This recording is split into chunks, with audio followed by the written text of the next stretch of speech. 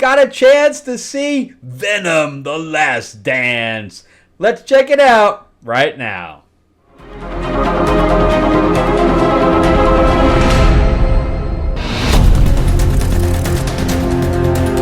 Welcome back to the channel, everyone. Thank you so much for spending time with me as we rant about movies, comic books, and television shows, as well as the occasional board game. I'm your host, Frank Zanca. I'm an award-winning screenwriter, novelist, and comic book writer, as well as a filmmaker. And talking about comics, yes, I got in issue number 2 of Lords of L.A. That's my vampire mob set in 1950s Hollywood.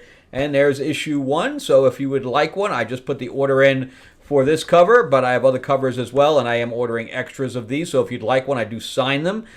Please tell me in the comments if you want one, and we can work out your address and that kind of thing. Or if you want it digitally, I can do that as well. And then, also, we're down to our last week. We're going to be done on November 1st for Myth Lords, the classic monster card game with art by Mark Spears. He does plenty of artwork for Marvel and DC cover art, as well as Spawn and Vampirella and other things as well. You get to play as your favorite classic monster. And yeah, it's great. It plays 1 to 4 players. We're going to unlock a 5th player as well. But yeah, you play as Dracula and Frankenstein. It comes with figures as well. Pretty cool. Anyway, check that out. You can go to mythlords.net or go to the description below, and there will be a link to Kickstarter there. Come out and support us. Because we're down to our last week, and I'd love to unlock some free stuff. All right, so let's jump into Venom: The Last Dance. And I don't know if it was the last one or not. It does not really set up for a sequel.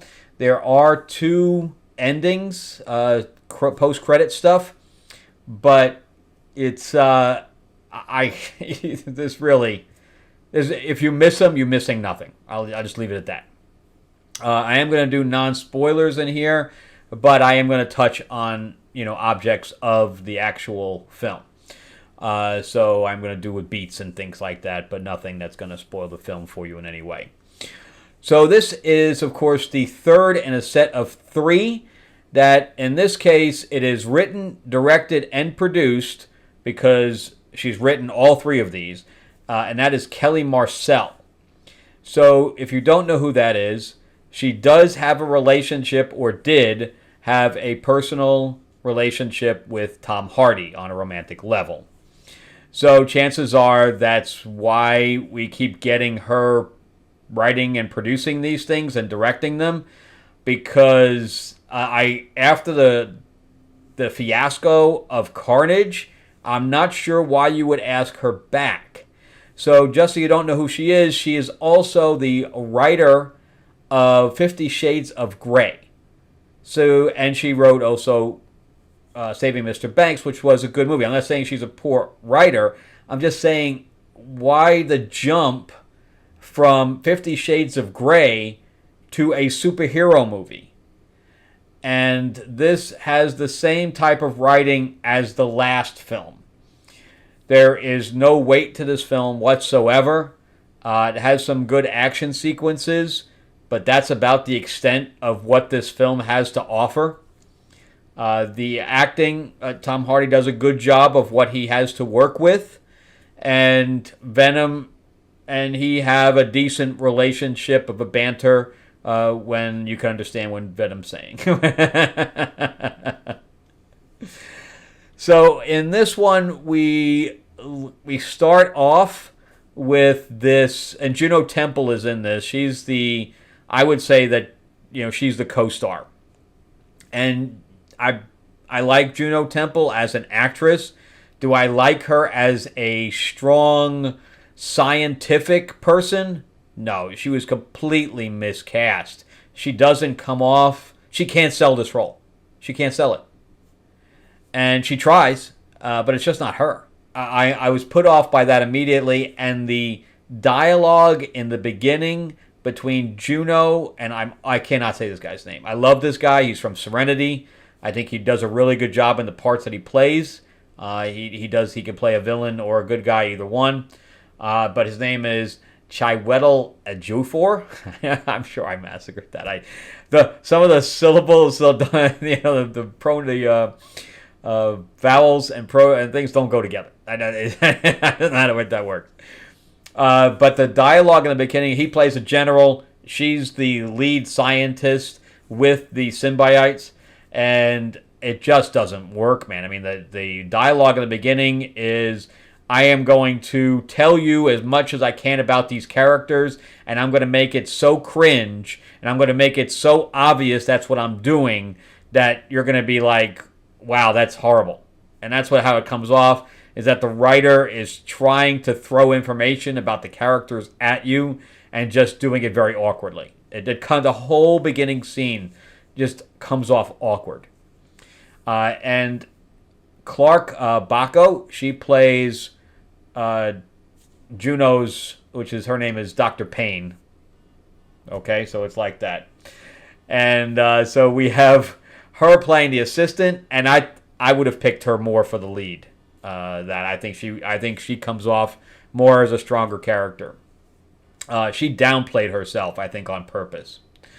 So we have Venom that starts out on a plane that you saw in the trailer, and then he ends up running into a family that's extremely extraneous. I like the scene with him in the family, and especially with him and the son.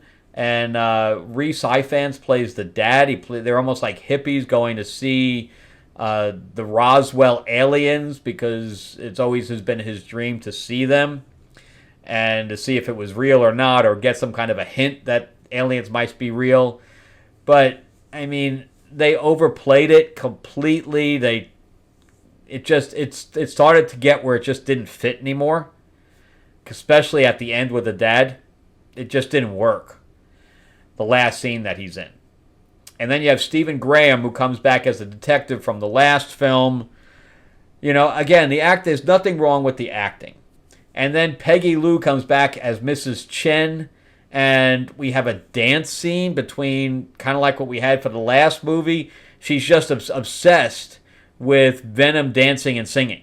She's obsessed with it. And so we get another really cringe scene of him almost ball dancing with Peggy Lou. This movie was... I did laugh at certain things. So there were some enjoyable scenes, but it was a chore to get through in a lot of it.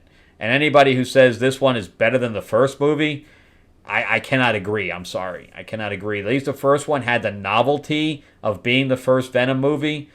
And this one may be better than the last film, but in no way, shape, or form is this a good movie. Just none. And it's very contained, which is weird. So they introduce a new villain, but you never see any more of a villain than like this, and Shadow. If you think that the villain gets paid off at the end, if you're waiting for it to happen, and this is not a spoiler because I'm actually helping you, you will not get it. So don't expect the villain to show up, because he doesn't. And it's really weird. It's really, really weird. That's all I can say. So in fact, when the movie was over, when the credits started to roll, I'm like, that's it? That's it. This is where it ends? I'm like, what? It's a very poor script, extremely poor, and for the most part, it takes place on the Area 51 compound. You know, he's trudging through the trees for part of it. You know, he's on dirt roads, and then we're on the compound, and that's it. So this movie was like $120 million, which for a Venom movie is small. So, and they're estimating a $65 million opening weekend, which is great, because whatever they make opening weekend, they're going to double it throughout the run. And I don't know if that includes just domestic, or we're talking about domestic and international worldwide. And if that's the case, they may, because internationally was going to eat this up anyway. So they're possibly looking at a $100 million opening weekend. And if that's the case, then it will make money, which is sad also, because they may bring back that whole team again. And I really would like a new creative team at this point. Give us something new here, man. And they set up for the villain in future films. But For what? Sony doesn't have an MCU. I have no idea, because all they're doing, the next thing they have is Kraven.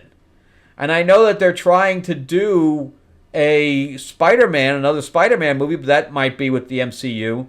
But I wouldn't see where this would fit into anything. It's just kind of dangling out there for like no reason.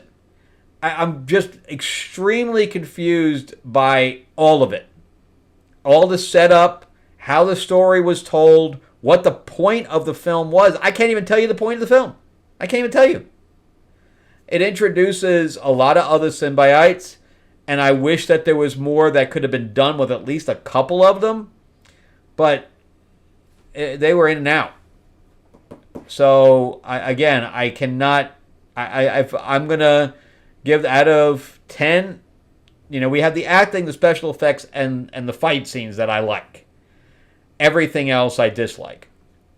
So I'm probably going to give it a 4 based on the 4 things I just mentioned, and then everything else just being poor. Especially the storyline, the script, everything else. So, and I really hope that they just give this one a rest, and unless they're going to bring Venom, which I don't know how they can do now, but if they do bring Venom into Spider-Man and maybe a different, the other world, like it's not really, I don't know, is it the 616? I don't know, whatever the main continuity Earth is. If there's a different Venom over there, or if you're bringing him into Secret Wars, where it's a different, reality, great. I have no problem with that. That would be great.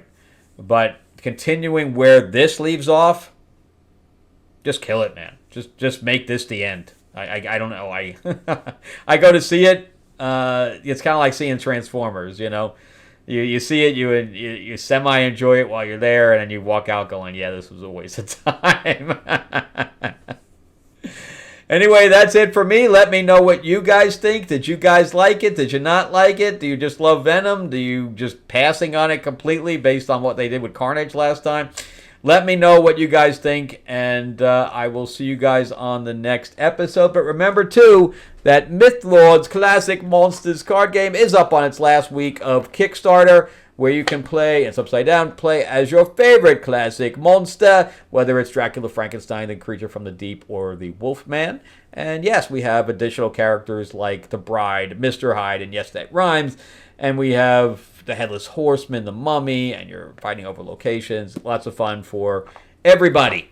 All right, and in fact, the 5th player is the Wicked Witch, and we also have a Dark Oz expansion for that as well. So it's pretty cool. Anyway, check out the link in the description below, or go to mythlords.net. All right, thanks again, guys. Check out my other videos, and I will see you on the next episode. All right.